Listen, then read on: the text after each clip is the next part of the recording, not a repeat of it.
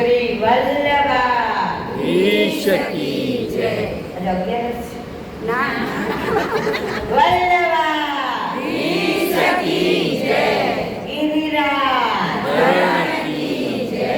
શ્યામ સુંદર શ્રી અંબે મહારાણી કી જય. શ્રી ગુસાઈજી પરમ દયાળ કી જય. શ્રી ગોકુલનાથ કી જય. દાન દયાળ કી જય. શ્રી નવનીત પ્રિયાલાલ કી જય.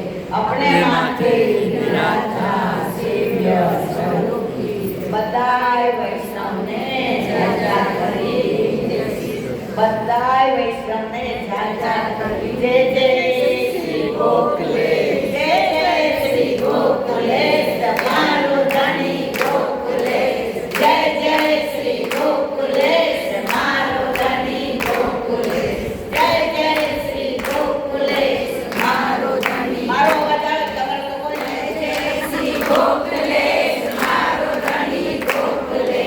જય જય શ્રી ગોકુલે મારો ધણી ગોકુલે. જય શ્રી ગોકુલે મારો ધણી ગોકુલે. જો આપણે બધા તમે 2:30 વાગ્યાના કે 3 વાગ્યાના આવ્યા છો. છતાંય બધાએ ધીરજ કેમ રાખી? એનું રહસ્ય ખબર છે? લગ્નમાં ગયા હોય ને જમવાની વાર હોય તો આપણે શું કહીએ? ઘરે જઈને ખીચડી ખાઈ લેશો બેસવું. અને અહીંયા કેમ બેઠા રહ્યા? અહીંયા જેટલા બેઠા છીએ એ બધાનો ધણી એક જ છે. સમજાયું બધાય મારવાના? ચલ સખી સોત રખે ધર જઈએ માન કટે તો કહા કટે પીયું કે દર્શન તો ભઈએ. કરોડો જન્મોથી આપણે બધા વિખૂટા પડ્યા. ત્યાં તમારા અને મારા કંઈક સંબંધ હશે. હમણાં 1 મહિનો અમે ગૌશાળામાં ગાયોની સાથે જે આનંદ કર્યો, દાદાએ મને કહ્યું હવે 1 મહિનો શાંતિ રાખજે. સમજી ગયા ને બધાએ? બહુ કહે તો પાછું નકામું રસ્તા માથા કોઈને હા પાડતી નહીં. સારું, મારે આમની અલૌકિક વાત કરવી છે, લૌકિક નથી કરવી. અહીંયા આવી એનું કારણ આમનો ભાવ મને ખેંચી લાવ્યો છે. પરમ દિવસે એનો ને ગીતાબેનનો ફોન આવ્યો. કાલે આમનો જન્મદિવસ હતો. પરમ દિવસ આમની હાજરીમાં ન બોલ્યા. ઘરે જઈને ફોન કર્યો મને કે તારે મને ગિફ્ટ નહીં આપવાની, મારી દીકરી છો તો. એમની જિંદગીમાં એમણે કોઈ પાસે કશું માંગ્યું નથી, કોઈનું કશું લીધું નથી. આજે હું અમદાવાદ રાજકોટથી આવીને મને કોઈ નહોતું ઓળખતું. બસ અમે વૈષ્ણવ હતા, મંદિરમાં ભેગા થયા. કોઈક વાર મોડું થાય ને મારે ગાવામાં શબ્દો ફેર થાય તો બધા મને ખીજાય. ત્યારે આ મને ધીમેથી એમ કહે, જો તારા સારા માટે કહેજો મંદિર આવવાનું બંધ ન કરજો. તારો અવાજ ઠાકોરજીને બહુ ગમે છે, તો પાછી 2-3 દી આવું, પછી પાછું કંઈક થાય. આપણે 2 કંઠી કહેવાની. એકવાર ઓફિસ જતી હતી એમાં સ્કૂટર એક જણાને બંધાવ્યું સાયકલવાળા, તો એક કંઠી તૂટી ગઈ, મને ખબર નહીં. એટલે એ અંદર લટકે પણ નીચી હતી. એક જણ મને ખીચાવું, આવી રીતે નહીં આવવાનું, વૈષ્ણવ છો કે કોણ છો? નાના હોય તો ખોટું બહુ લાગે, હવે ના લાગે. બહાર આવીને મને કે સાંભળો, તું ઠાકોરજીને બહુ વાલી છો ને? જે છોકરાને બહુ હોશિયાર કરો ને એના મમ્મા ભાઈ બહુ ખીચા કરે. આ હમણાં શબ્દ છે. અને જે 40 વર્ષ મને સવારે છે, કોઈ માં પોતાની દીકરીને ના સવારે. ત્યારે ઘરે જઈને મને એમણે કીધું, ગીલા. મને 86 વર્ષ બેસે છે. 8 ને 6 14 કેટલા થાય? 14 નો સરવાળો 4 ને 1. આપણું શરીર કેટલા તત્વોનું બનેલું છે?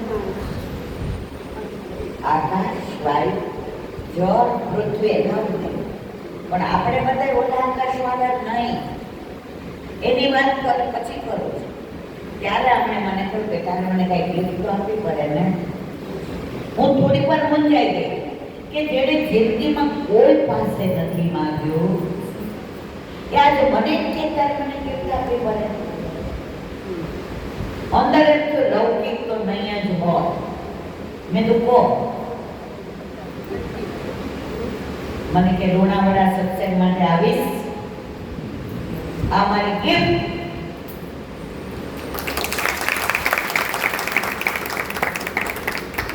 મારા ઘરવાળા પાછળ બેઠા હતા.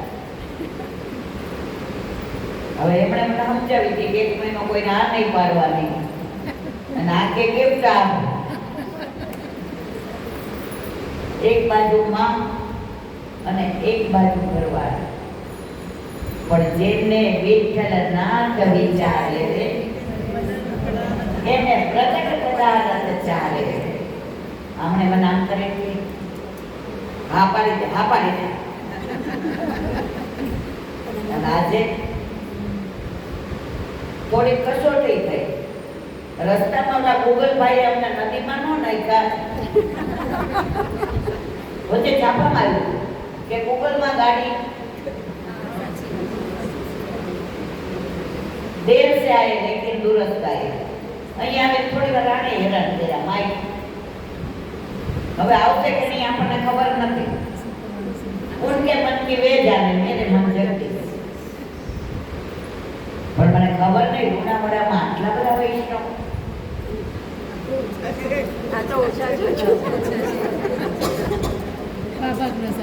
અને અતિલેખભાઈને ખબર પડી, એને જીજ્ઞાને 10 ફોન કર્યા. અમારા ઘરે પ્રસાદ લીધો, હું તમને લઈ જઈશ, હું રજા લઈ લઈશ. મને એમ કે સૌરાષ્ટ્રમાં જ ભાવ આટલો હોય, પણ આજે લુણાવાડામાં અમે ભાવ કર્યો.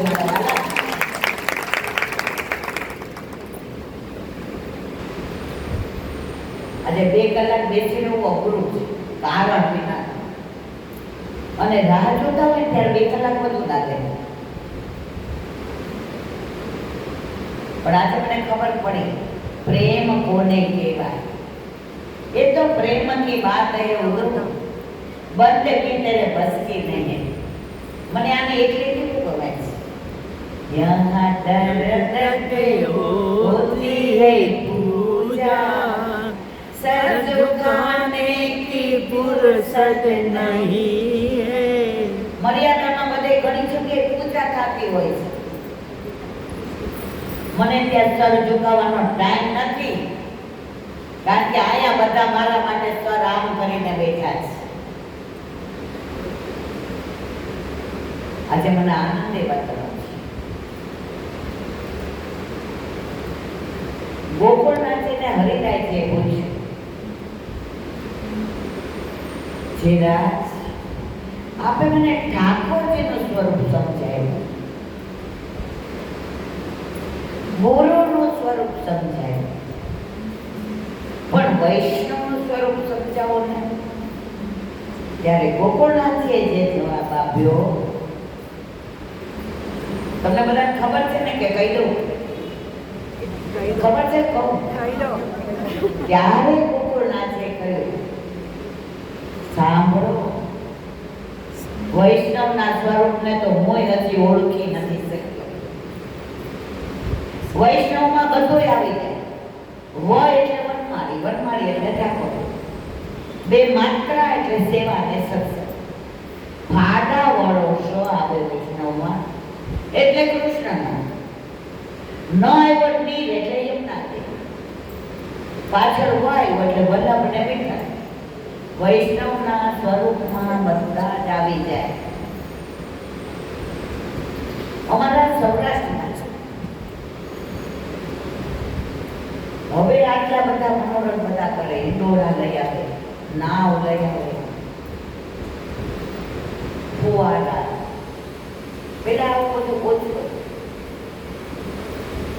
સૌરાષ્ટ્રમાં કેવું, તમને કઈ મનોરથ કરવાનું મન થાય તો વૈષ્ણવને મુઠ્ઠી મગનો મનોરથ કરીને બોલાવો.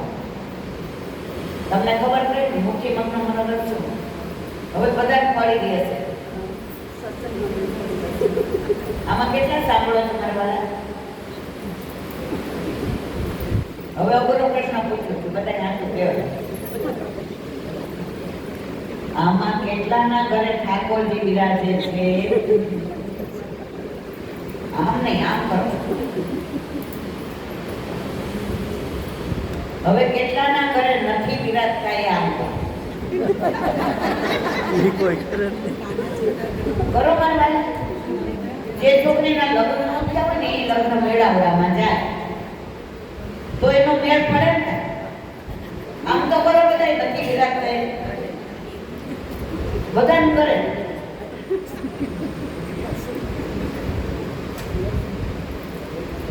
આપણે સમજીએ છીએ આંગળીઓથી નથી કરી શકતા કે ઠાકોરજી નથી બિરાજતા, એ ગોકુળનાથજીને નથી ગમતું.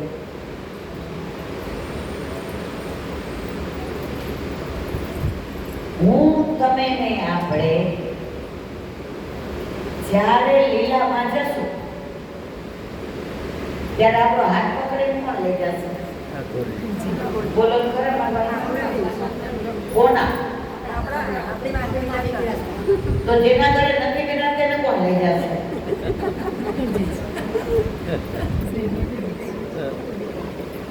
એટલે એને તો પાછું અહીંયા આવવાનું ને 84 માં. ખરું ખોટું મારા વાળું? ગોકુળનાથજીને પ્રશ્ન કર્યો જે રાજ આ રાવણનું શુદ્ધ કોઈ પારે છે ખરું? સમજાય છે કે નહીં? ગોકુળનાથજી કે હા પારે છે. કોણ પાડે છે મારવાની? સમજે ને વાલે ના સમજે વો તમે જ કહો છો. ગોકુળનાથજીએ કહ્યું જેના ઘરે ઠાકોરજી નથી બિરાજતા, હવે મારું નથી કહ્યું, સમજી ગયા કે નહીં? મને ઘણા કહે છે ઈલાબેન 70 વર્ષે આટલા બધા પ્રવાસ શું કામ કરો છો?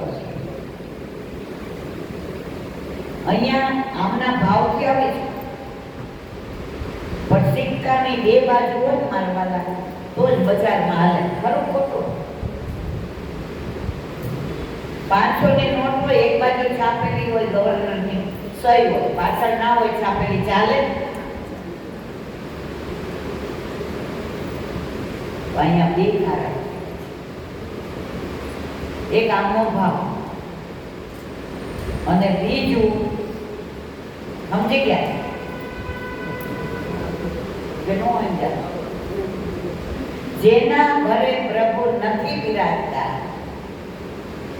પેલા જમાનો એવો હતો, આઘારીઓ હટતા નહીં, ઊંચા કપડા કરવાના ને એટલું થઈ ગયું, અડી ગયા. હવે એવું નથી. પરિવર્તન એક જીવનનો નિયમ છે. નાય કોઈને ચોખ્ખા કપડા પહેરીને ઠાકોરજીને પહોંચો.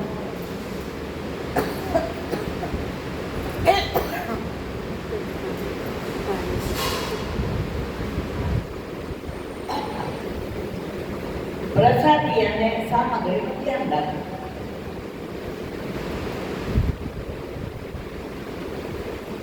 આપણા માર્ગ જેવો કોઈ સરળ માર્ગ, એવો માર્ગ શ્રી વલ્લભ વર્ણો રે.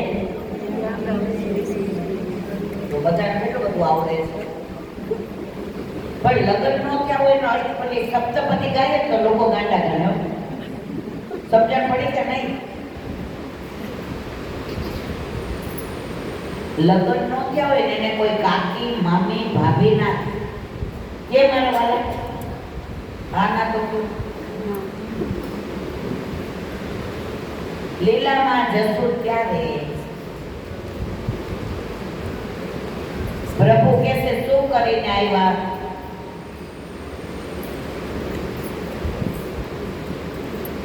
એક જ મિનિટ.